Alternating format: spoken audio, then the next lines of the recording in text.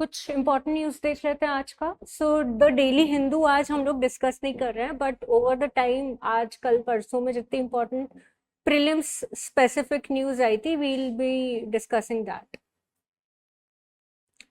ठीक है, तो let's start off with CAR T cell therapy.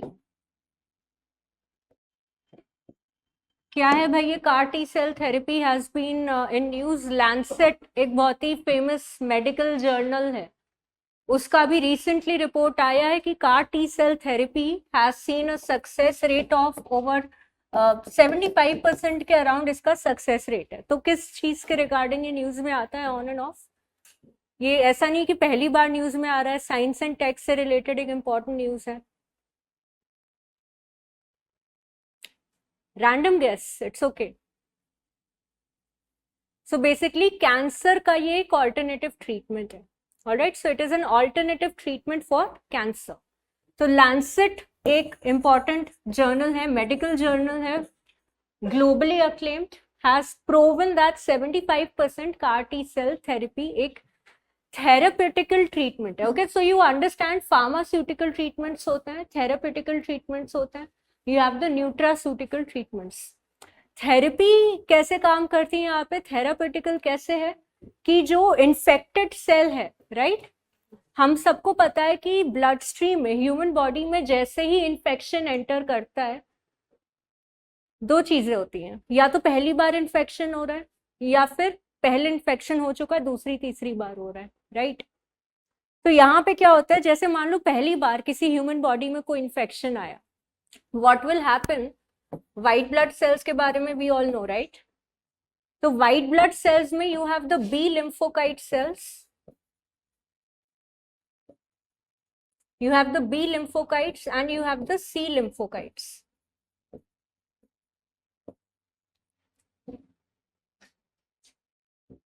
Not C, my bad. T lymphocytes and B lymphocyte cells होते हैं, दो प्रकार के, ठीक। तो इन सेल्स का बेसिकली यहाँ पे काम क्या होता है?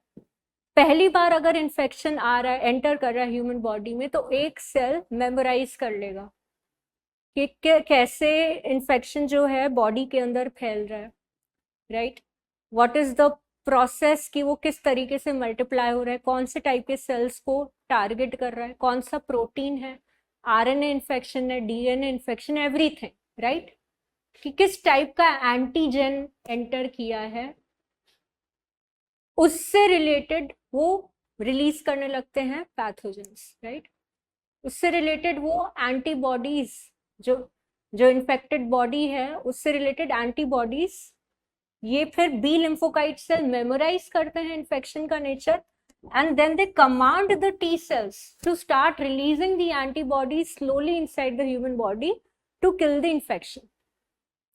तो जब पहली बार किसी भी इंसान के शरीर में इन्फेक्शन होता है तो उसका जो रिस्पॉन्ड करने का जो इंटेंसिटी होता है that is very high, the responding intensity is very high. तो फॉर एग्जाम्पल जैसे फर्स्ट वेव हुआ था कोविड का, तो काफी सारे लोग, like it was disastrous, right, fever बहुत ज्यादा आया था, लंबे लंबे समय तक आया था, क्योंकि पहली बार एंटर हुआ था, बॉडी को फेमिलियरिटी नहीं थी इस पर्टिकुलर टाइप के इन्फेक्शन की, so it prevailed for a very long period of time, right, it prevailed for a very prolonged period of time, one thing. तो ये व्हाइट ब्लड सेल हो गया। यहाँ पे फिर जब दूसरी बार वैक्सीन भी इसीलिए लगाई जाती है, ठीक है, वैक्सीन में भी जो आपका वैक्सीन होता है उसमें भी न्यूट्रलाइज्ड या फिर कम रेशियो में इन्फेक्टेड बॉडी डाला जाता है, right, so that human body becomes familiar, future में कभी बुखार हुआ तो कैपेसिटी है, ठीक है, it will not take a toll, it will not turn fatal. तो दूसरी बार जितने लोगों को कोविड हुआ ऐसा लगा खांसी जुकाम हुआ एंड इट वेंट अवे, क्योंकि एंटीबॉडीज ऑलरेडी बॉडी में डेवलप हो चुकी थी। तो अब इस एस्पेक्ट को हम लोगों ने यूज किया किसमें? For cancer treatment also, for cancer treatment. So ये जो CAR T सेल थेरेपी है that has been used or that is in use for an alternative cancer treatment. तो यूजुअली क्या होता है, हम लोग कैंसर कैसे ट्रीट करते हैं, फेमस फेमस जो हम देखें पैथोलॉजिकल ट्रीटमेंट है दैट इज कीमोथेरेपी यूज करते हैं, राइट। अब कीमोथेरेपी के कई सारे साइड इफेक्ट्स होते हैं, वो सिर्फ कैंसर सेल्स को ही टारगेट नहीं कर रहे हैं, वो बाकी सारे human bodies cells and tissues को भी टारगेट कर रहे हैं, resulting in organ damage, resulting in more harsh side effects. तो पता चलता है कि ट्रीटमेंट होते होते पूरी बॉडी इतनी डैमेज हो रही है कि ट्रीटमेंट का फायदा कम और नुकसान ज्यादा हो रहा है। तो अलग अलग cancer therapies, cancer treatment therapies have been evolved over time, ठीक है। कीमोथेरेपी के अगर ऑल्टरनेटिव अगर हम देखें तो एक proton therapy is also another important cancer treatment that has been in news. बहुत कम अभी इस्टेब्लिश हुए प्रोटॉन थेरेपी सेंटर्स, क्योंकि प्रोटॉन थेरेपी सेंटर ही इस्टेब्लिश करने में 100 करोड़ मतलब hundreds and crore of rupees का एक्सपेंडिचर आ जाता है, because the infrastructure requires heavy infrastructure basically. तो प्रोटॉन थेरेपी, प्रोटॉन्स का नेचर कैसा होता है, इलेक्ट्रॉन्स, न्यूट्रॉन्स, प्रोटॉन्स। न्यूट्रॉन्स का जीरो चार्ज होता है, प्रोटॉन्स का पॉजिटिव चार्ज होता है, राइट। इलेक्ट्रॉन्स का, तो कीमोथेरेपी में यूजुअली आपका जो एक्स रेज होते हैं, गामा रेज होते हैं, इलेक्ट्रॉन चार्ज रेज होते हैं, दे आर रिलीज्ड। एंड हमको पता है कि हम 2-3 बार एक जगह का एक्सरे भी करा ले, उससे भी टिश्यू डैमेज होने की काफी संभावना होती है, राइट, हार्मफुल होता है। अब यहाँ पे क्या हो रहा है कि भाई प्रोटॉन थेरेपी में डायरेक्ट जो आपका जो इन्फेक्टेड सेल है, जो आपका डायरेक्ट कैंसर सेल है, that is being targeted, right. Likewise CAR T cell therapy भी इसीलिए पॉपुलर हुआ है कि हम लोग डायरेक्ट कैंसर सेल को और ट्यूमर जो आपके कैंसरस सेल्स हैं, मलाइन ट्यूमर्स जिनको कहते हैं, उनको डायरेक्ट टारगेट कर रहे हैं विदाउट डैमेजिंग अदर टिश्यूज। अब ऐसा नहीं है कि कार टी सेल थेरेपी का कोई भी साइड इफेक्ट नहीं है, right, it can have side effects like inflammation. अब हम नॉर्मल एलोपैथिक मेडिसिन भी खाते हैं तो उससे भी इन्फ्लेमेशन होता ही है, हर मेडिसिन का एक साइड इफेक्ट होता है, तो इसका भी है, right. Basic side effects are also there, but it is still not as bad as chemotherapy और not as intense as chemotherapy. तो बेसिकली क्या कर रहे हैं कार टी सेल में कि जो आपके टी सेल्स हैं, T cells and B lymphocyte cells, जिनको इन्फेक्शन याद हो गया है, राइट, जो ऑलरेडी जिनको cancer, type of cancer they have memorised in their what immune fighting system, जो पूरा मैकेनिज्म होता है, उनको हम लोग विड्रॉ करेंगे from the human blood stream, right. It will be multiplied, it will be treated with certain medicines and it will be infused back. The same blood हम लोगों ने extract किया था, it will be infused back in the human body, that treated blood. तो अब क्या होगा कि इनबिल्ट कैपेसिटी डेवलप हो गई। अब जो सेल्स हैं, they have already learned the infection, injection से बाहर निकाला, ट्रीटमेंट डाला, now they have also learned the treatment for that infection, कि भाई इस पर्टिकुलर इन्फेक्शन का ये एंटीबॉडी है, सेल्स को मेमोराइज हो गया। And the moment you are injecting back the same blood in the human body, what is happening, they are also sending signals to all the other cells. So it is a complicated system, ठीक है, complicated time bound manner में इसको perform करना होता है। So that is what CAR T cell therapy precisely is all about. Then उसके बाद दूसरा जो important aspect has been in news, that is the Assam Rifles. Assam Rifles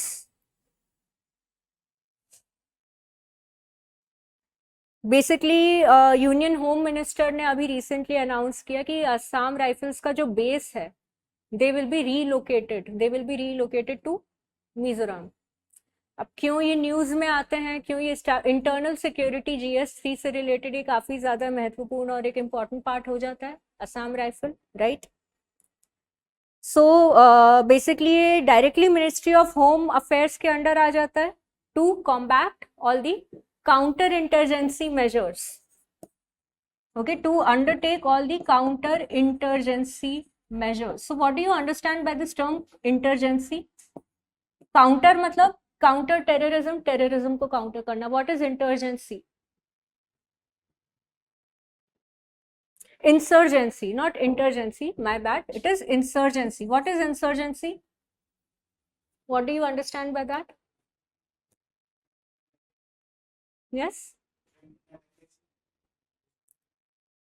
nation के अंदर ही कुछ ऐसे anti national elements that use they resort to terrorist activities, right? They terrorize the people. Localized form of terrorism. Localized form of terrorism, that is insurgency.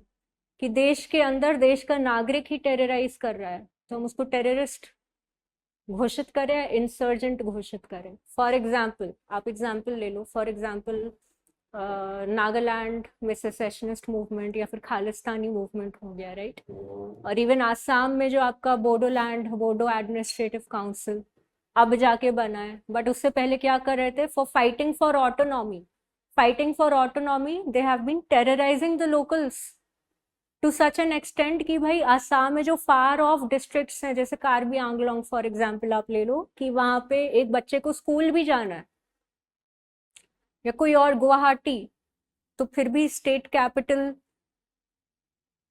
या फिर एक important city है, right?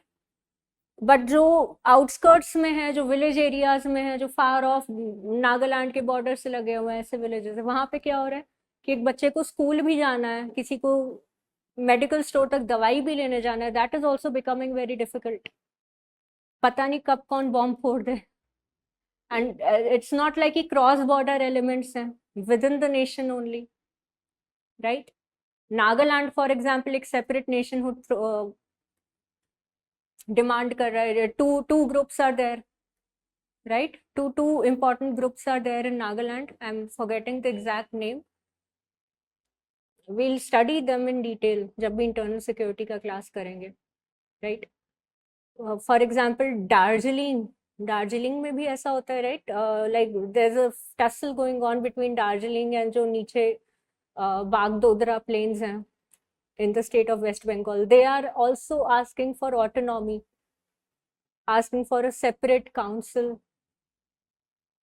तो ठीक है, demanding certain separate rights, tribal rights, that's not illegal, constitution भी उसका provision दे रहा है. But misusing them to terrorise people, that would amount to insurgency as per the definitions of the United Nations also. ठीक है, खास तौर पे अगर हम लोग नॉर्थ ईस्ट रीजन की बात करें तो ये इंसर्जेंट एलिमेंट वहां पे ज्यादा एक्टिव है. इंडिया म्यांमार का बॉर्डर फॉर एग्जाम्पल आप ले लो, राइट? या फिर left wing extremism impacted regions की अगर आप बात कर लो. Alright, so अभी so basically Assam Rifles again happens to be one of the oldest regiments of the Indian Army. अलग अलग regiments हैं, काफी फेमस भी हैं, कई बार न्यूज में भी आते हैं. काफी सारे इनके कॉल्स ऐसे हैं, इनके एंथम्स ऐसे हैं that they are very famous among the masses also. कभी देखना, like one of the most fiercest regiments. तो ये नॉर्थ ईस्ट ऑफ इंडिया, पूरा जितनी भी नॉर्थ ईस्ट इंडिया में काउंटर इंटेलिजेंसी प्रोग्राम्स होते हैं, मेनली दो इम्पॉर्टेंट एस्पेक्ट्स है, एक आसाम राइफल और एक Indo Tibetan border police, right? इन आईटीबीपी फोर्सेस को you also call ITBP forces as Himveers, Himveer के नाम से भी जानते हैं, right?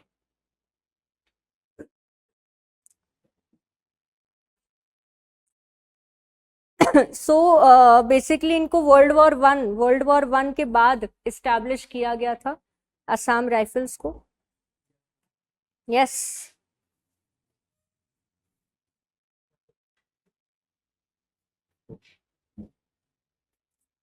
Other than that foreign exchange reserve, Indian foreign exchange reserve से काफी इंपॉर्टेंट अपडेट ये आया है that we have actually hit the largest ever record reserves of foreign exchange, that is 653.96 billion dollars of foreign exchange reserves we have collected till date, right? तो India में अगर हम बात करें, इंडिया में फॉरेन एक्सचेंज रिजर्व का custodian कौन है? Who takes the custody of foreign exchange reserves in India? Simple question है। जितना भी हमारा फॉरेन एक्सचेंज रिजर्व है, जितनी भी अर्निंग्स है, जितने भी खर्चे हैं, कौन हैंडल करता है? गलत जवाब दो, कोई बात नहीं, कोई कुछ नहीं कह रहा।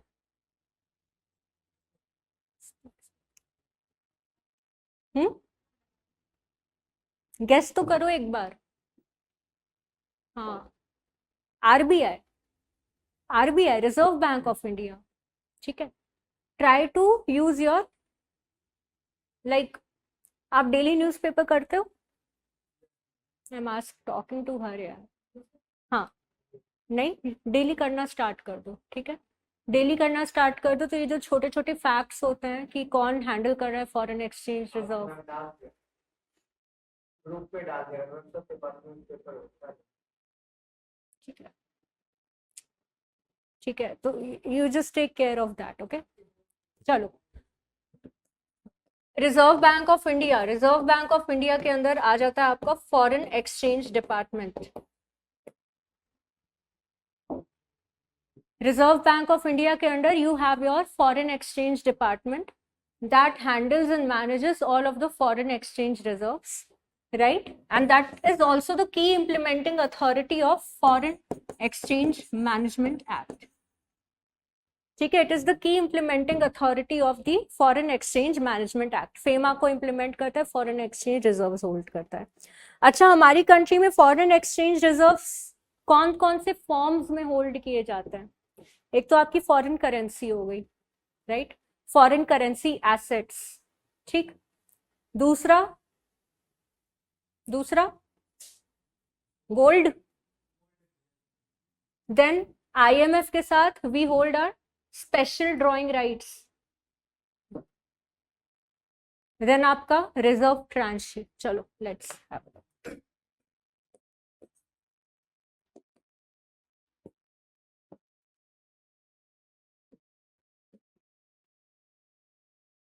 भाई, इंडिया में जितना भी आपका फॉरेन एक्सचेंज रिजर्व है, सबसे पहली बात, वर्ल्ड में सबसे ज्यादा फॉरेन एक्सचेंज रिजर्व्स कौन सी कंट्री के पास है? यस, यूएस और China.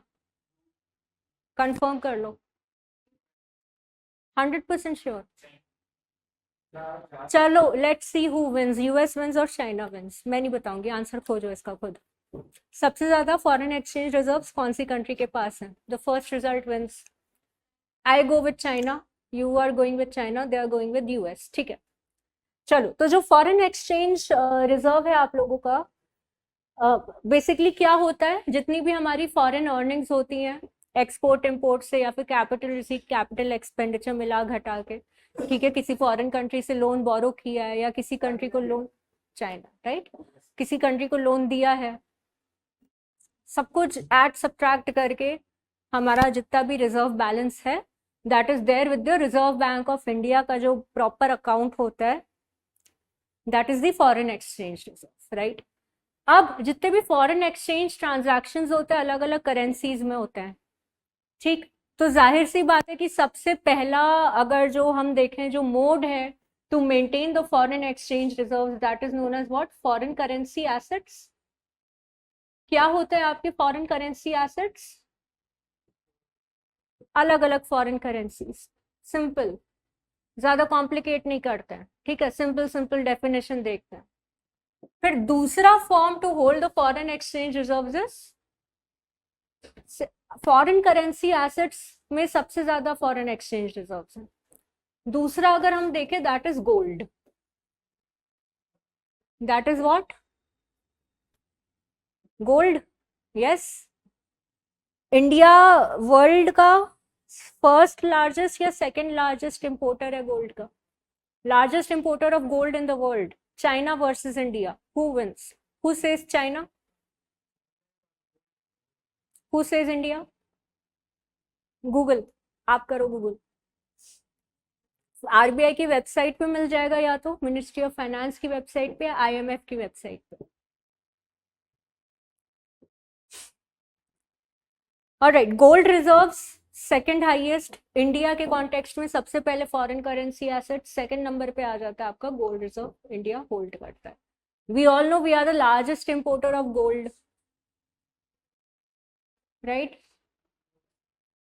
We are the largest traditionally भी एंड इकोनॉमिकली भी, we have to take a backup.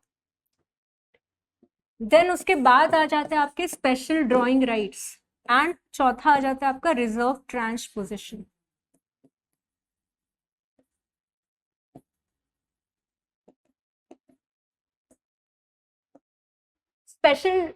Special drawing rights क्या हो गया? What do you understand by special drawing rights? किसी चीज को ड्रॉ करने का अधिकार है, इसका मतलब ये नहीं कि पेंटिंग कर, विड्रॉ करने का अधिकार है, राइट? फॉर एग्जाम्पल आपका बैंक अकाउंट है, आपने बैंक अकाउंट खोल रखा है, तो ऑब्वियसली आपके पास ये पूरा पूरा राइट है कि आप अपने बैंक से जाके कभी भी पैसे विड्रॉ कर सकते हो, if it is a savings deposit account, है ना? ठीक इसी तरह IMF जो है आपका, International Monetary Fund, that is working as a bank account for the central authorities of many countries. यानी कि जैसे इंडिया में RBI है, US में फेड रिजर्व है, ठीक? तो एक इंटरनेशनल फंड है, that is known as IMF, International Monetary Fund, everyone has heard about it. तो IMF के साथ हर कंट्री ने अपना एक अकाउंट, एक खाता खोल रखा है, हर एक कंट्री ने अपना एक खाता खोल रखा है। US ने भी है, इंडिया ने, सिंगापुर ने, every single country that is a member, उसका नाम है स्पेशल ड्रॉइंग राइट। अब स्पेशल ड्रॉइंग राइट का क्या मतलब हुआ कि हर एक कंट्री की एक्सपोर्ट और इंपोर्ट की रिक्वायरमेंट्स होती हैं, यस और नो? होती है। हर एक कंट्री के एक्सपोर्ट इंपोर्ट रिक्वायरमेंट्स होती हैं। Every country is exporting something, every country is importing something, right? Right और रॉन्ग? तो जो एक्सपोर्ट माइनस इंपोर्ट्स हैं आपके जितने भी,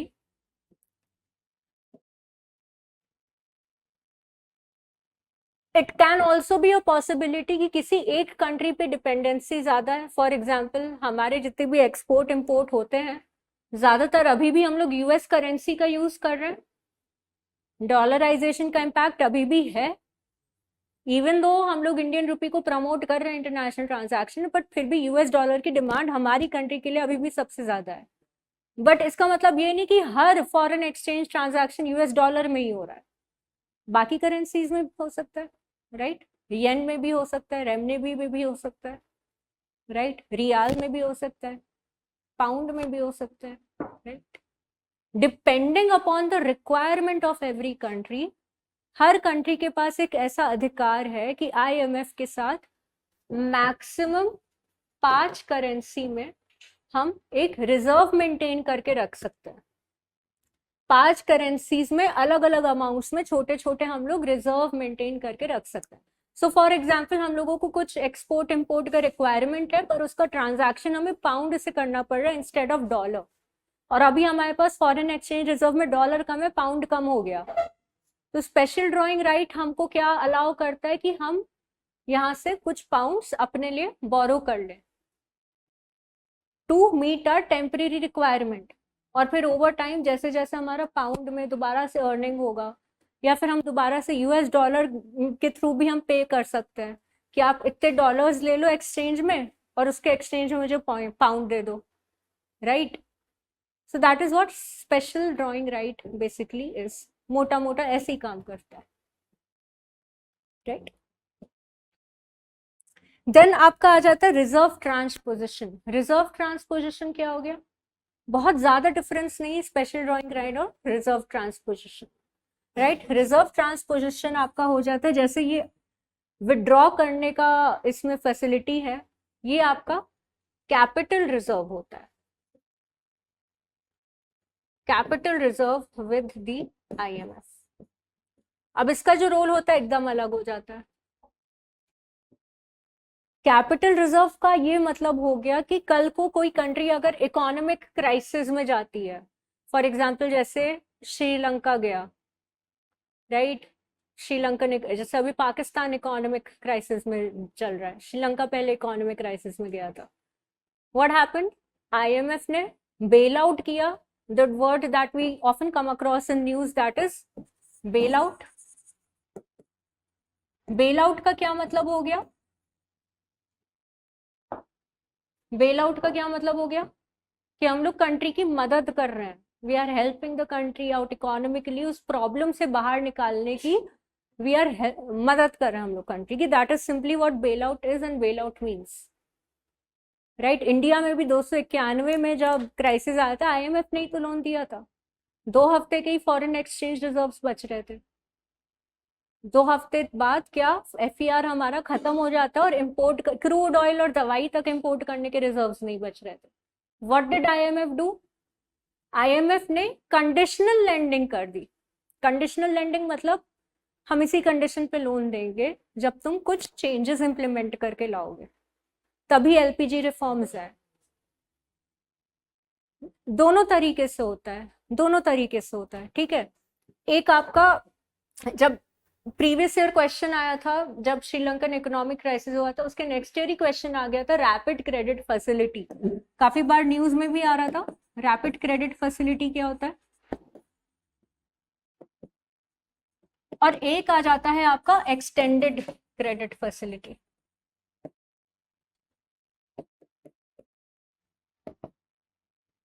रैपिड क्रेडिट फैसिलिटी में ये हो गया कि भाई अर्जेंट इकोनॉमिक क्राइसिस है, अभी नहीं दिया तो एकदम खत्म हो जाएगी इकोनॉमी, देना ही देना है, जल्दी फास्ट क्रेडिट चाहिए। अब फास्ट क्रेडिट चाहिए तो आईएमएफ के पास भी टाइम नहीं है इकोनॉमी को एनालाइज करने का, इकोनॉमी की क्रेडिट वर्दनेस को समझने का कि ये लोन देने लायक है भी नहीं, जल्दी से बस लोन देना है, वो ज्यादा इंपॉर्टेंट प्रायोरिटी है। तो यहाँ पे क्या अनकंडीशनल लोन है ये, ठीक है। क्या हो गया? ये अनकंडीशनल लेंडिंग हो गया कि ठीक है कोई टर्म्स एंड कंडीशंस नहीं है, जो करना है करो, ये लो पैसा और जाओ बचाओ अपनी इकोनॉमी को, we don't care. Extended credit facility, हम तुम्हें लंबे समय के लिए अच्छा खासा पैसा दे रहे हैं और लंबे समय के लिए लॉन्ग टर्म लोन हम आपको दे रहे हैं, ये चीज ध्यान रखते हुए कि आगे चल के फ्यूचर में आप अपनी क्रेडिट वर्दनेस बढ़ाओगे। अब किसी भी इकोनॉमी की क्रेडिट वर्दनेस कब बढ़ेगी? जब उसका जीडीपी बढ़ेगा, इन्वेस्टमेंट आएगा, सेविंग्स बढ़ेंगे, राइट। इकोनॉमी में सेविंग्स ज्यादा होंगी, इकोनॉमी रेजिलियंट होगी, राइट। मैक्रो इकोनॉमिक स्टेबिलिटी रहेगी। मैक्रो इकोनॉमिक स्टेबिलिटी मतलब इन्फ्लेशन, इंटरेस्ट रेट, ये सारी चीजें हम कंट्रोल में लेकर आएंगे। फाइनेंशियल डिसिप्लिन हम लोग लेकर आएंगे इकोनॉमी में, फालतू के खर्चे नहीं करेंगे। जैसे ग्रेग्जिट अब जब हुआ था तो एक चीज और न्यूज में आई थी, that was the austerity measures. ये भी आईएमएफ की देना, ऑस्टेरिटी मेजर्स लगाओ, लोन को लेके जाओ, राइट। 1991 में जब इंडिया का इकोनॉमिक क्राइसिस आया था तो ये कंडीशनल लैंडिंग था कि ठीक है ओपन अप योर इकोनॉमी। कौन से एरा में जी रहे हो? इंपोर्ट सब्सटीट्यूशन फॉलो कर रहे हो, एक्सपोर्ट इंपोर्ट करो, कंपटीशन में एंटर आओ करो, integrate with the global economy, ठीक है। अपनी इकोनॉमी को थोड़ा सा ऊपर उठाओ, इसी होप, इसी एक्सपेक्टेशन के साथ I am giving you the loan, that is extended. So मोटा मोटा आप ये समझ लो ऑब्जेक्टिव क्या है कि कोई भी कंट्री के पास कभी भी फ्यूचर में बैलेंस ऑफ पेमेंट क्राइसिस आ गया, राइट, कोई भी इसी प्रकार का इकोनॉमिक क्राइसिस आ गया, तो यहाँ पे हमारी कंट्री में बैंक्स का लास्ट रिजॉर्ट इज आरबीआई। अब बाकी सारी कंट्रीज का के मॉनेटरी अथॉरिटीज यानी कि जो सेंट्रल बैंक है उसका लास्ट रिजॉर्ट कौन है? ठीक है, तो उसके लिए अलग अलग अथॉरिटीज हैं। You have the Basel committee, supervisory committee, वो भी सेंट्रल बैंक मॉनिटर्ड है। Larger one is World Bank and IMF. IMF का यहाँ पे ज्यादा इंपॉर्टेंट रोल हो जाता है। तो ये reserve trans position is nothing but the capital reserve that is held with the IMF, कि हर कंट्री का एक कैपिटल रिजर्व है आईएमएफ के साथ। कल को कोई क्राइसिस आ गया तो country can rely on the monetary fund to bail out the economy, that is the reserve transposition। और हर कंट्री जिसको आईएमएफ की ये फैसिलिटी, आईएमएफ का ये बेनिफिट चाहिए, उसको मिनिमम रिजर्व ट्रांसपोजिशन मेंटेन करके चलना ही चलना पड़ता है। और हर इकोनॉमी का अलग अलग क्राइटेरिया है right, as a percentage of GDP calculate किया जाता है कि अच्छा यूएस का जीडीपी इतना है, इसको इतना आरटीएफ मेंटेन करना है, इंडिया का जीडीपी इतना है, इसको इतना आरटीएफ मेंटेन करना है। ब्रॉड लेवल पे बता रही हूँ, टेक्निकल डिटेल्स और भी ज्यादा स्पेसिफिक है। ठीक है, वो आप तब करोगे जब आप पीटीएस के क्वेश्चन सॉल्व करोगे, उसको थोड़ा डिटेल में पढ़ोगे। जब हम इकोनॉमी की क्लासेस करेंगे इंटरनेशनल इंस्टीट्यूशंस की, will be able to understand and study them in detail. But यहाँ तक ये कॉन्सेप्ट आपको समझ में आया एसडीआर एंड रिजर्व ट्रांच का? ओके।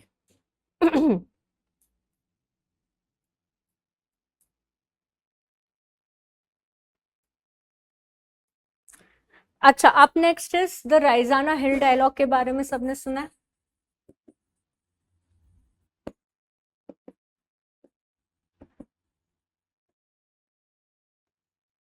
ट्वेंटी 2025 थीम क्या है? Kalachakra. What is the 2025 theme for Raisina Hill Dialogue? Kalachakra.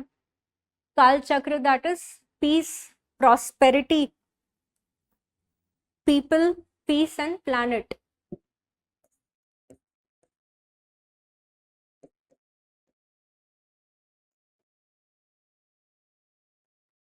What is it? People, peace and planet. Raisina Hill Dialogue बहुत सालों से ये ऑर्गेनाइज होता आ रहा है and basically it is inspired from the Munich Security Conference, right? Munich Security Conference in शांग्री-ला।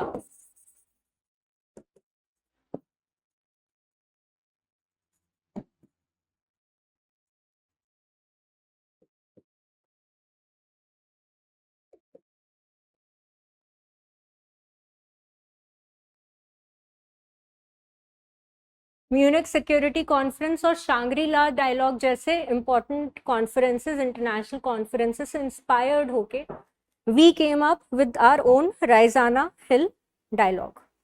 ठीक है, Raisina Hill we all know where is it located? Delhi, right? Why is it known as हिल? भाई अरावली माउंटेन की ridge पे it is located. Alright, तो इसको conduct करवाने वाली authority is basically observer research foundation. का नाम आप लोगों ने सुना है? It is a think tank. Observer reserve foundation, research foundation in collaboration with Ministry of External Affairs have been conducting this dialogue annually। ठीक है, तो ये एक एनुअल डायलॉग है, हर साल राइजाना हिल पे कंडक्ट करवाया जाता है। इस साल भी न्यूजीलैंड और 18 countries, important business delegates, investors, they are participating in this dialogue। ठीक है, तो ये इंटर गवर्नमेंटल डायलॉग नहीं है बल्कि एक मल्टी स्टेक होल्डर डायलॉग है, एक मल्टी स्टेक होल्डर प्लेटफॉर्म। ठीक है, जरूरी नहीं कि सारी कंट्री के गवर्नमेंट का रिप्रेजेंटेशन हो, इसमें इन्वेस्टर्स, अलग अलग स्ट्रीम्स से डेलीगेट्स हर कंट्री को रिप्रेजेंट करने एक कॉन्फ्रेंस में आके दे मीट, राइट? अब हम लोग यहाँ पे क्या बात कर रहे हैं? पीएम युवा, पीएम युवा 3.0 बेसिकली ये थर्ड फेज है स्कीम का that has been launched by the ministry of Education. ठीक है, मिनिस्ट्री ऑफ एजुकेशन का ये थर्ड फेज है of this particular scheme Yuva 3 and basically this is a contribution of the Indian diaspora का क्या contribution रहा है in the literature and knowledge system. Theme है इंडियन डायस्पोरास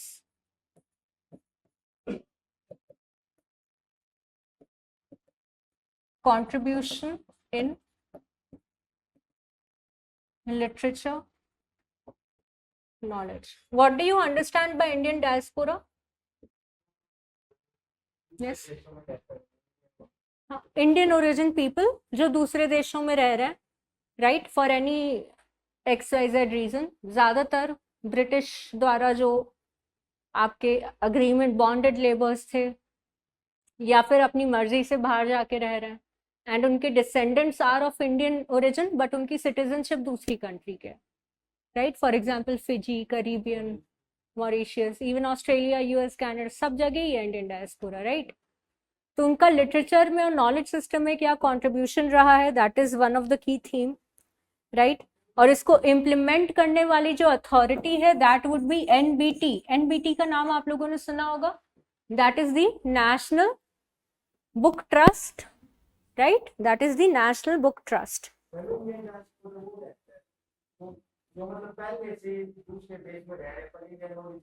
हाँ हाँ, can be any reason, historical reason भी हो सकता है। जैसे ब्रिटिश के टाइम पे क्या होता था कि यूपी बिहार साइड से लेबर को बॉन्डेड लेबर भेज दिए जाते थे, फिर वो वही के हो गए, वहां के डिसेंडेंट्स भी वहां की सिटीजनशिप भी एक्वायर कर ली, राइट। या फिर कुछ लोग ऐसे अपनी मर्जी से for better opportunities, for more earning, higher income, अपनी मर्जी से माइग्रेट होके चले गए, इंडियन सिटीजनशिप अपनी मर्जी से गिव अप करके वहां की सिटीजनशिप ले ली। Can be any XYZ region, ऐसा कोई हार्ड एंड फास्ट रूल नहीं है कि अभी हिस्टोरिकली भी हो सकता है, आज की डेट में भी हो सकता है, ठीक है। You must have heard persons of Indian origin, PIOs, right. Then आपके आ जाते हैं overseas citizens of India, OCIs। Then आपके आ जाते हैं what, NRIs, non resident Indians, right, ठीक है। तो बेसिकली ये सिटीजन्स को, जितने भी 30 साल के अंदर जितने भी युवा युवकी हैं जिनको किताबें लिखने का शौक है भाई, who want to write and publish their own books, ठीक है, तो उनके लिए एक इम्पॉर्टेंट गवर्नमेंट स्कीम लॉन्च हुई है, युवा 3, right. An important scheme Yuva 3 has been launch. 50 authors तक इसमें अप्लाई कर सकते हैं, right. And they have to furnish what, their manuscript, भाई कौन सी टाइप की नॉवेल आप किताब लिखना चाह रहे हो, उसका basic detail, that's not important to know, but 3 lakh का इसका जो है अमाउंट है, विनिंग प्राइज है, okay. So that's just a small scheme that you should know. Royalty भी इस पे 10%, अगर बुक पब्लिश होके सेल्स अच्छी हो जाती है तो 10% ऑथर को रॉयल्टी भी मिलेगी। अच्छा, किसने किसने पढ़ी है एनबीटी की किताबें? Have anyone ever read NBT books? National book trust की कुछ कुछ बुक्स हैं रिमार्केबल, और बहुत लंबे समय से एनबीटी कुछ ऐसी किताबें छाप रहा है जो आज की डेट में आपको किसी लाइब्रेरी में, किसी बुक शॉप में नहीं मिल जाएंगी, बट अपने टाइम की वो एक बेहतरीन किताबें हुआ करती थी। फॉर एग्जाम्पल एनबीटी की एक सीरीज आया करती थी, हिस्ट्री ऑफ इंडिया। क्या हो गया?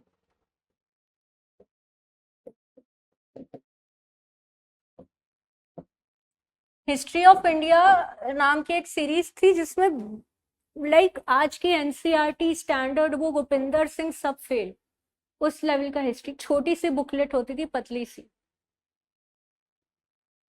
इसी तरह I think geography of India भी पब्लिश करते, that is I am talking 1950-60 का era। आज की डेट में अगर आपको यूपीएससी रेलेवेंट एनबीटी की कोई किताब पढ़नी है, यू कैन गो विद एक बहुत ही क्यूट सी अच्छी सी किताब है, that is the reverse of India, ठीक है, रिवर्स ऑफ इंडिया।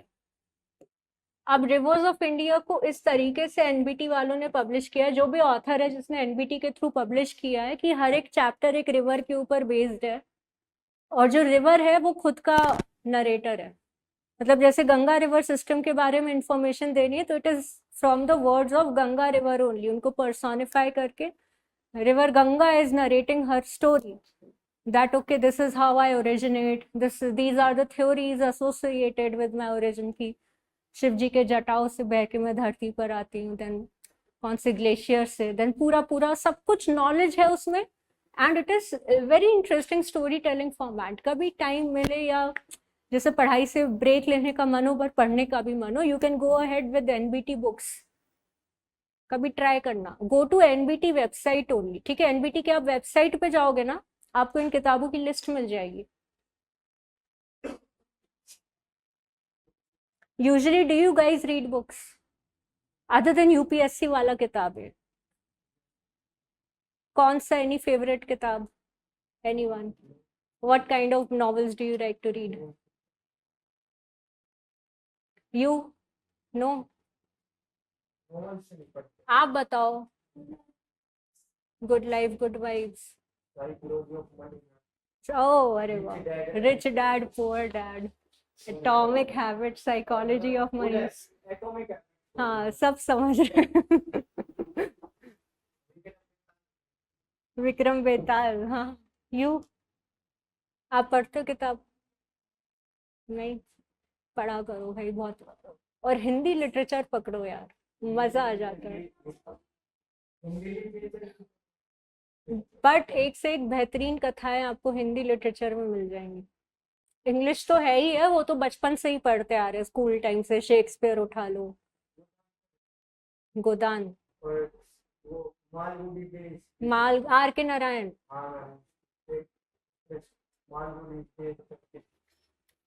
बढ़िया है, उसकी सीरीज भी है, किताब भी है। हम्म, अच्छा लगा, गुड।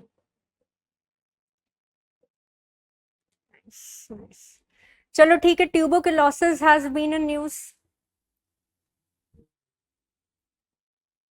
ठीक है, यूएसए जो है भर भर के ट्यूबरकुलोसिस का फंडिंग दे रहा है।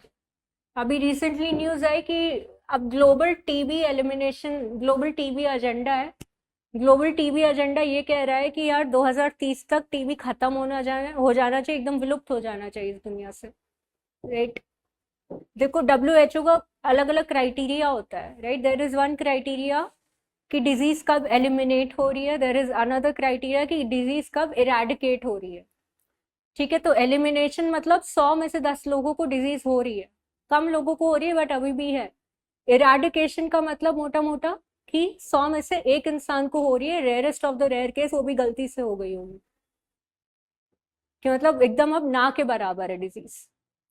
राइट, तो अभी ग्लोबल टीवी जो आपका एजेंडा है दैट सेज दैट 2030 तक वी आर प्लानिंग कि भाई इरेडिकेट हो जाए। ट्यूबरकुलोसिस क्या है? लंग्स का इन्फेक्शन है, राइट। कौन सा है, वायरल है या bacterial? Bacterial, bacterial, that is bacillus tuberculosis, right. That is the bacterial infection. And usually जो, अब ये इंपॉर्टेंट क्यों है यार? ये इम्पोर्टेंट इसलिए है क्योंकि ट्यूबरकुलोसिस जैसे डिजीज का जो ट्रीटमेंट है इंडिया में सालों से फाइट कर रहा है, राइट। चाहे हम लोग डॉट्स का ट्रीटमेंट देख लें, चाहे हम लोग आज की डेट में निक्षय प्रोग्राम को देख लें, right. Whether we look at Nikshay, whether we look at DOTS, काफी टाइम से, काफी लंबे समय से हम लोग टीबी को कंट्रोल करके इरेडिकेट करने की कोशिश कर रहे हैं, हाँ या ना? अब यहाँ पे चैलेंजेस क्या आ जाते हैं, ग्राउंड लेवल प्रॉब्लम्स या चैलेंजेस क्या आ जाते हैं इंडिया के स्पेसिफिकेशन में अगर बात करें? तो सबसे पहले लेट डायग्नोसिस, लेट डायग्नोसिस और नो डायग्नोसिस एट ऑल। अब आप ये समझिए, उस क्राउड की बात हो रही है जो शायद स्लम्स में रह रहा है, या शायद सेमी अर्बन रीजन में या रूरल इंडिया में रह रहा है, ठीक है। कैटल के साथ डील कर रहा है, गाय भैंस के साथ डील कर रहा है, वहां से भी बहुत जल्दी टीबी फैलता है।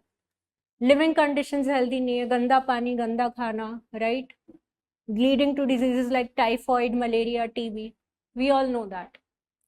अब वहां पे लोगों को पता ही नहीं सबसे पहली बार टीबी क्या होता है, तो अवेयरनेस कैंपेन हम लोगों ने स्टार्ट किया। अब जब लोगों को पता है टीबी क्या होता है, उनको ये नहीं पता कि डायग्नोसिस कहाँ से करवाए, कैसे करवाए। जब तक पता चल रहा है तब तक बहुत देर हो चुकी होती है, ठीक।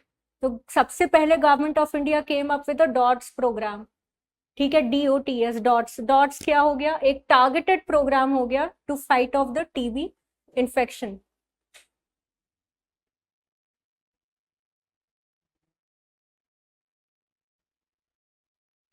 That is direct observed treatment.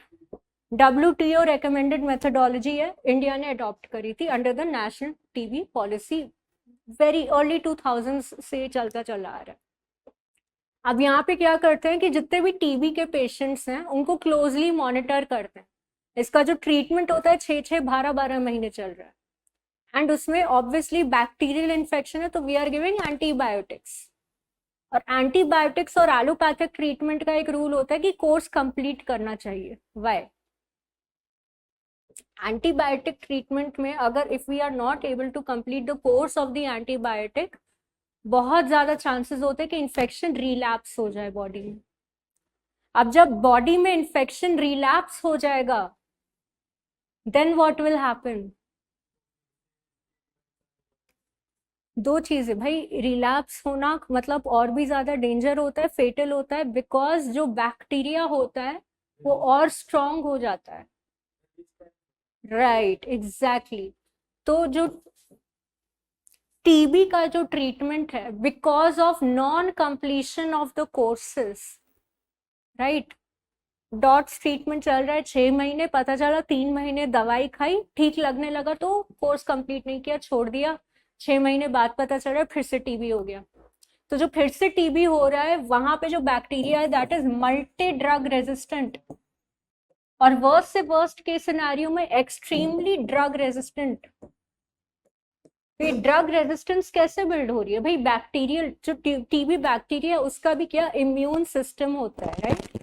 It is also learning कि ह्यूमन बॉडी कैसे फाइट कर रही है, कौन से एंटीबॉडीज हैं जो हमारे सेल ग्रोथ को मार रहे हैं। They will build a resistant protein, RNA DNA में स्टोर करके, स्पाइक प्रोटीन वायरस में होता है, बैक्टीरिया में भी हो जाता है, राइट? रेजिस्ट करने लगते हैं। तो क्या हमको उसके बाद जरूरत होती है कि हम दूसरे एंटीबॉडीज का यूज करें, दूसरे ट्रीटमेंट्स का यूज करें in order to fight off the infection, right? So that is one aspect.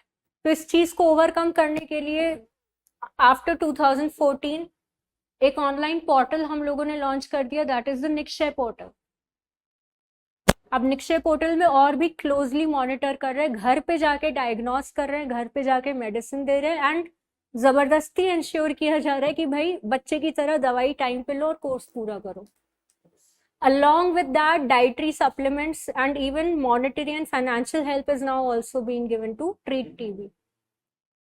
All right. So these are certain initiatives.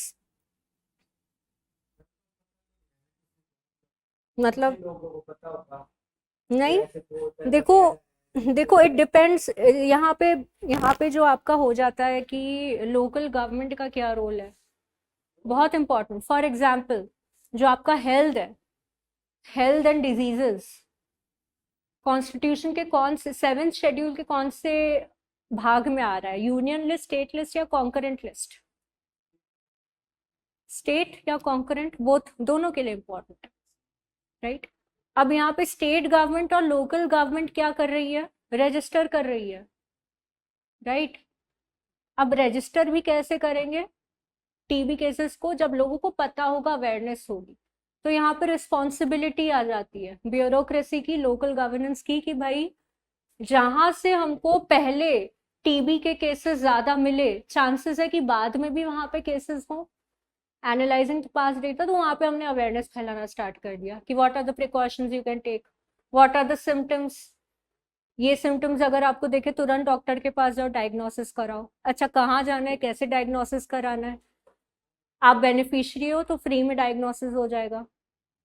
Primary health centre में भी अब जाके आप वॉकिंग डिस्टेंस है, चले गए, डायग्नोसिस हो गया, टीबी है, केस रजिस्टर होके पोर्टल पे अपडेट हो गया। अब उसकी क्लोजली मॉनिटरिंग ली जा रही है, कॉल्स किए जा रहे हैं, राइट? फीडबैक लूप हो रहा है, उसको मॉनिटरी हेल्प, दवाई लेने का पैसा नहीं है, मॉनिटरी हेल्प भी प्रोवाइड किया जा रहा है, मेडिसिन भी प्रोवाइड किया जा रहा है, एंड घर जाके चेक भी किया जा रहा है, लाइक हेल्थ में क्या प्रोग्रेस है, मेडिसिन टाइम पे ले रहा है कि नहीं, what are the changes in the diet, everything.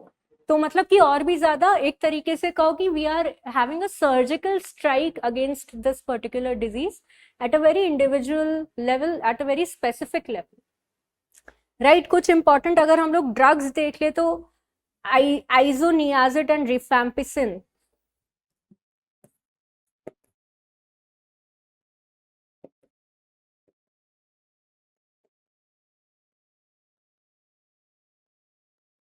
आइजोनियाजिड and rifampicin जैसी ड्रग्स, ऐसी ड्रग्स क्या है? टीबी को ट्रीट करने के लिए they are being used, right? तो यहाँ पे हम लोगों ने मोटा मोटा क्या देख लिया? प्रीलिम्स और मेंस दोनों से इंपॉर्टेंट रेलेवेंट पॉइंट्स हम लोगों ने डिस्कस कर लिए।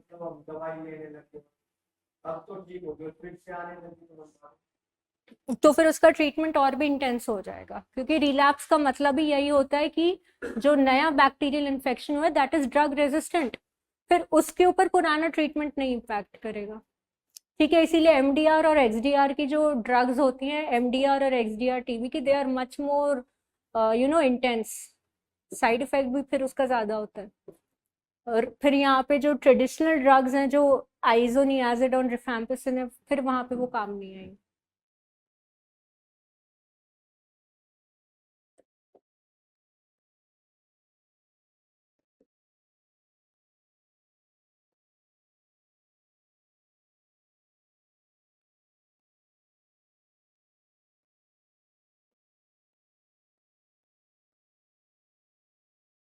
भाई असम में एक बील है, बील मतलब असम में जितने भी झील लेक्स होते हैं उनको वहां पे बील का नाम दे दिया जाता है। तो दिस इज बेसिकली तामी लिदोबा बील है that is drawing up in the state of Assam. अब उसके कंजर्वेशन के लिए it has been come up in the news. अब कोई भी लेक, सपोज कोई इंपॉर्टेंट लेक है, इट इज उससे रिलेटेड कंजर्वेशन इश्यूज आ रहे हैं, या तो पोल्यूशन बढ़ रहा है, या फिर इट इज ड्राइंग अप, या फिर उसका यूट्रोफिकेशन हो रहा है, धीरे धीरे खत्म हो रहा है। अगर कोई बहुत ही सिग्निफिकेंट लेक है, मान लो रामसर साइट है, and that has come under attention, that has come under alert, तो उस लेक को कैटेगराइज कर दिया जाता है दैट रामसर साइट कैटेगरी के अंदर ही you have the Montreal record,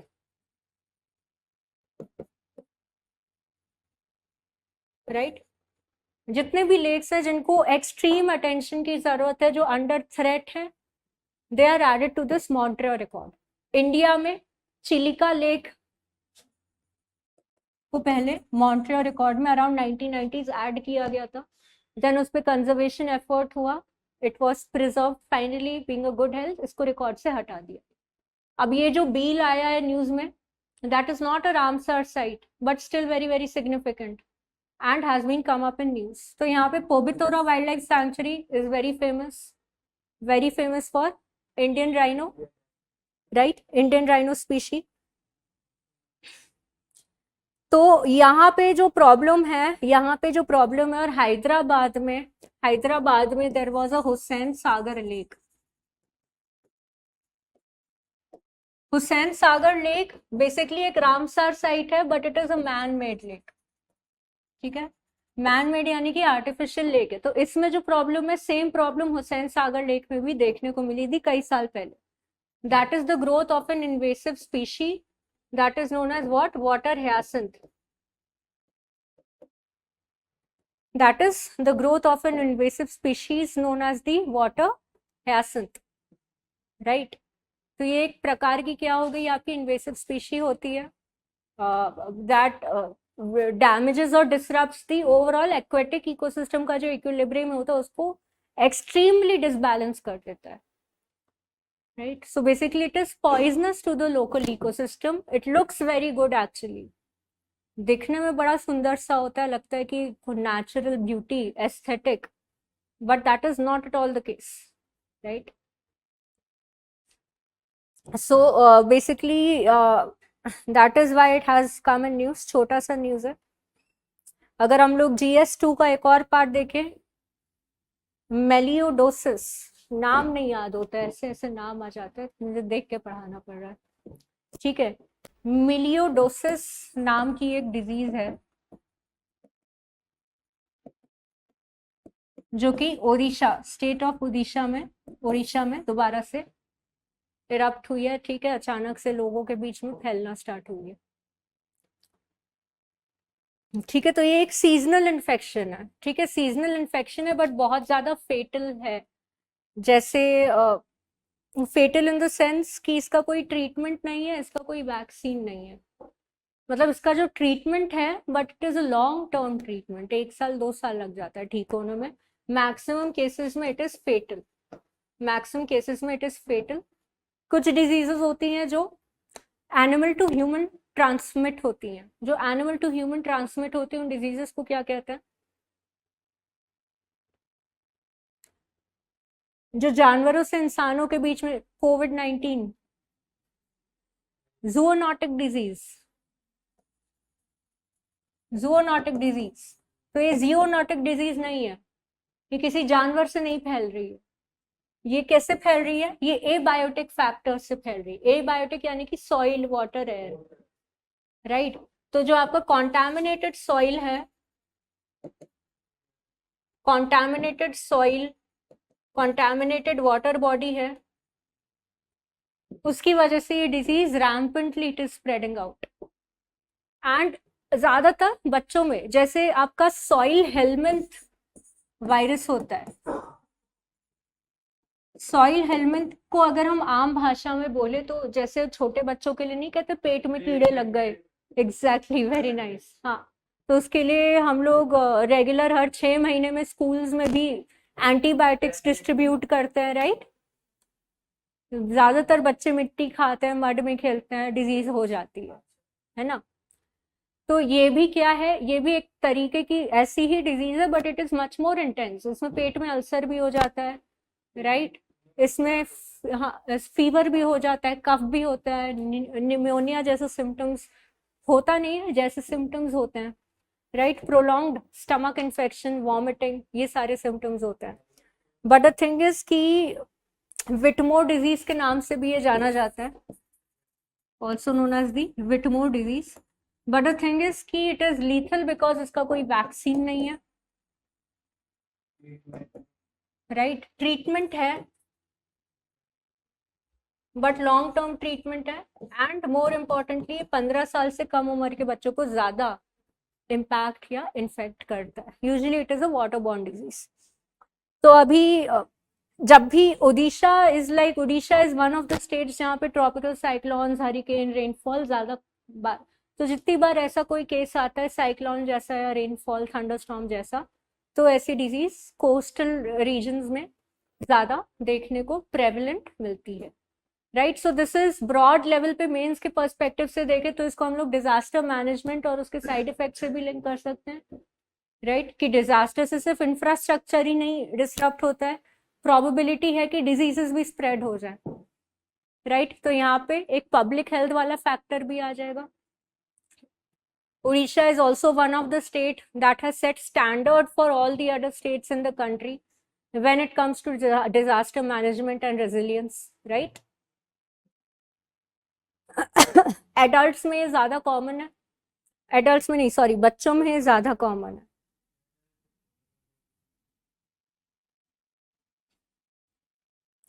ठीक है, दूसरा इंपॉर्टेंट एस्पेक्ट आ जाता है department and science and technology की एक ऑटोनॉमस बॉडी है that is associated with nectar. Nectar क्या है basically? Nectar is essentially north east centre for technology application and reach.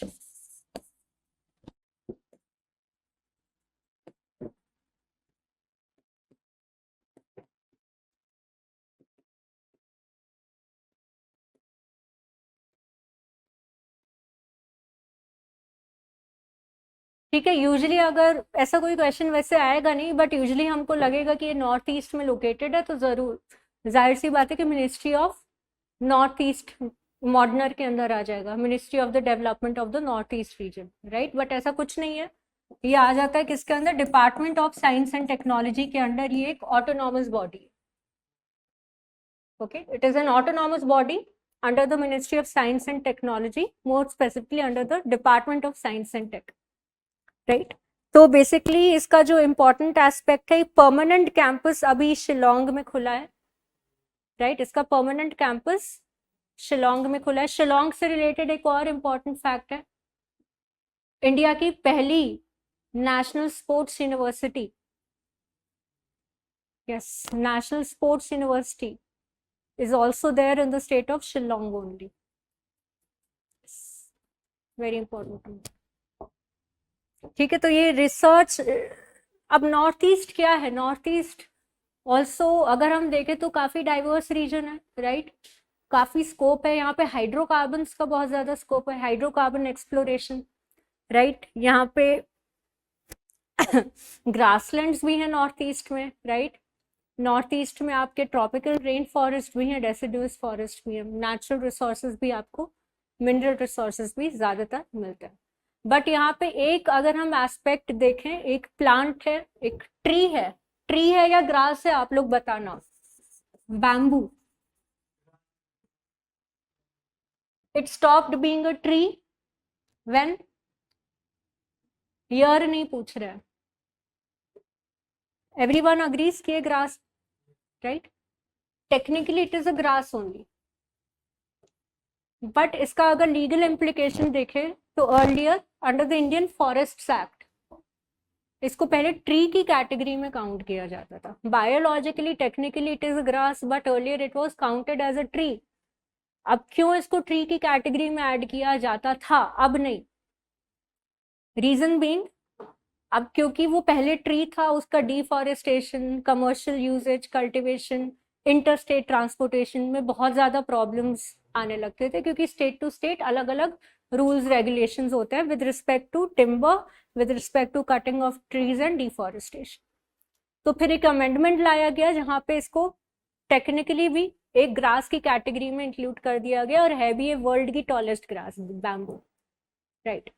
Bamboo happens to be one of the most abundant grass that is found in the northeast, and इसको trade and commercial value इसका बहुत ज़्यादा है.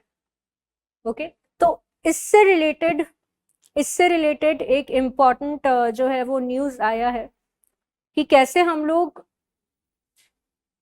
जो local biodiversity है north east में, like bamboo, right, जो आपकी ट्रेडिशनल नॉलेज है, for example black rice cultivation, right, कैसे हम लोग उसको कमर्शलाइज कर सकते हो ना larger scale, to help the tribal people, okay, to help the people gain a competitive advantage over the place जहां पे वो रह रहे हैं, उसका वो कैसे लाभ उठा सकते हैं, कमर्शियल तरीके से कैसे लाभ उठा सकते हैं, right? This is just an example, this is just an example. तो इसी के under basically national mission for bamboo application and mission for geospatial application launch हुआ है, right? National mission for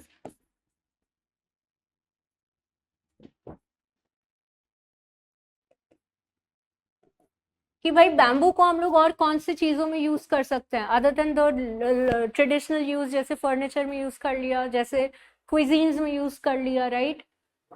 how can we use it in, for example geo textile हम लोग promote कर, national जियो textile policy 2018 में जो आई थी, suppose हम लोग वो प्रमोट कर रहे हैं, right? So how are we suppose to use bamboo in varied forms in अलग अलग एप्लीकेशंस. फॉर एग्जाम्पल आप देखो, जैसे सिंगल यूज प्लास्टिक बैन हुआ, exactly that's what, alternative uses जिससे लोकल्स को फायदा हो सके. जैसे सिंगल यूज प्लास्टिक बैन हुआ तो हमने जूट के थैले बांटने स्टार्ट कर दिए, बैम्बू बॉटल्स हम लोगों ने प्रमोट करनी स्टार्ट कर दी, राइट? अब ये देखा जा रहा है इसको जियो टेक्सटाइल में भी हम लोग बैम्बू को कैसे यूज कर सकते हैं.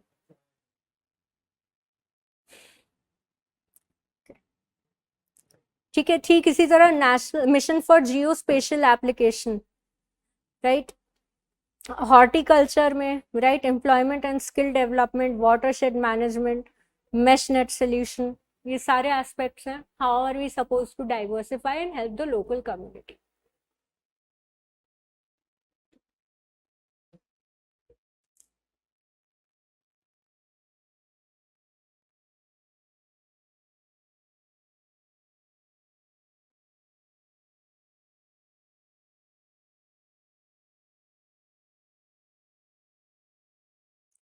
ठीक है, तो लगभग आपका मोर और लेस प्रीलिम स्पेसिफिक आज हमारा जो था इंटेंस सीए का डेफिनेशन था.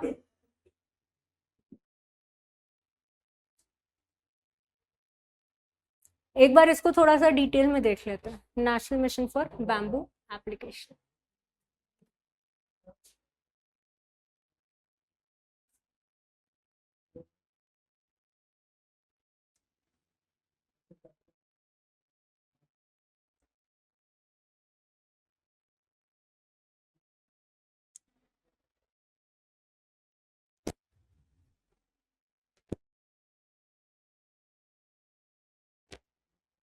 ठीक है. तो भाई ये sustainable livelihood, technology, skill development, infrastructure को कैसे प्रमोट कर सकते हैं, लाइवलीहुड को कैसे सस्टेनेबल बना सकते हैं, मोर और लेस जो अच्छी अच्छी बातें हम लोग यूजुअली जो पढ़ते हैं.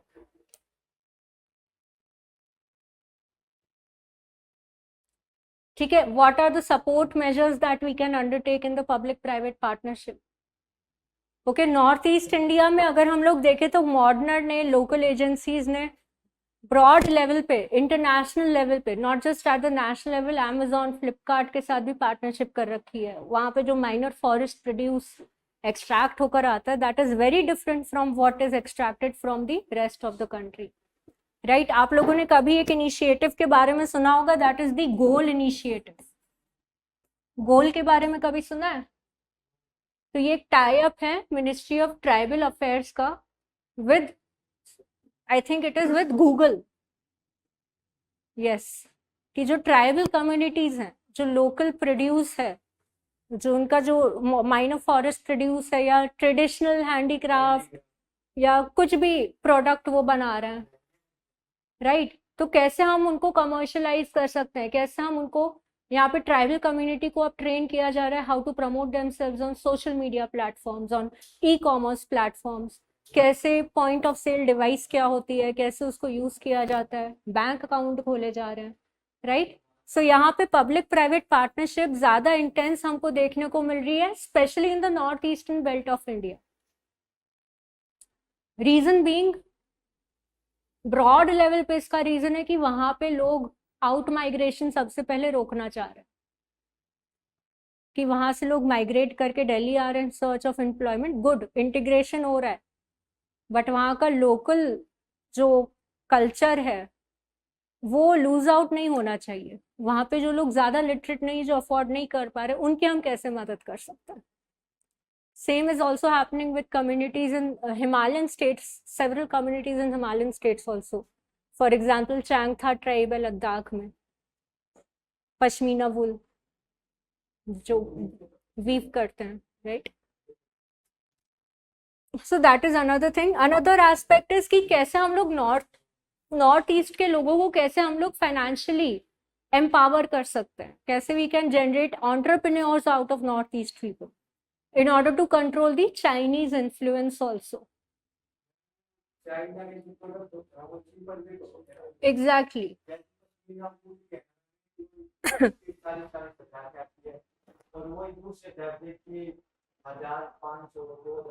So इसीलिए पश्मीना वुल का जो ग्लोबल एक्लेमेशन है, एक स्टेटस सिंबल की तरह यूज किया जाता है, तो ऑब्वियसली यार जिसको ऑथेंटिक प्रोडक्ट चाहिए वो चाइनीज वुल क्यों खरीदेगा? जिसको जरूरत है, जो नीडफुल, जो नीडफुल है, जिनको वाकई में एक्चुअली में नीड है यार, वो ऑब्वियसली उनको सस्ते से सस्ता वुल मिल जाएगा, वो खरीद लेंगे। तो जो पश्मीना वुल का मार्केट है, दैट इज डिफरेंट ना, that is the elite market, जो 30-40 हजार अफोर्ड कर पा रहे हैं पर मीटर, 2-2.5 लाख रुपए खर्च कर पा रहे हैं प्रॉपर एक ऑथेंटिक फैब्रिक। तो यूएस मार्केट में, इंडियन एलीट मार्केट में उसका प्रॉपर ट्रेडिशनल मार्क होता है, महंगा भी होता है, तो वो पूरा मार्केट बेस अलग है, हर प्रोडक्ट का मार्केट बेस होता है, ठीक है। एनीवे तो यहाँ पे काफी सारे इम्पोर्टेंट जो है इनिशिएटिव्स लिए जाएंगे कि कैसे हम लोग प्रोड्यूस कर सकते हैं, कैसे हम लोग लोकल कम्युनिटीज की मदद कर सकते हैं, right. How are they helping out other people with respect to what self help groups, with respect to credit facilities, training, everything else. चलो ठीक है, आज की क्लास के लिए इतना बहुत है, right. Have you taken down the notes and everything?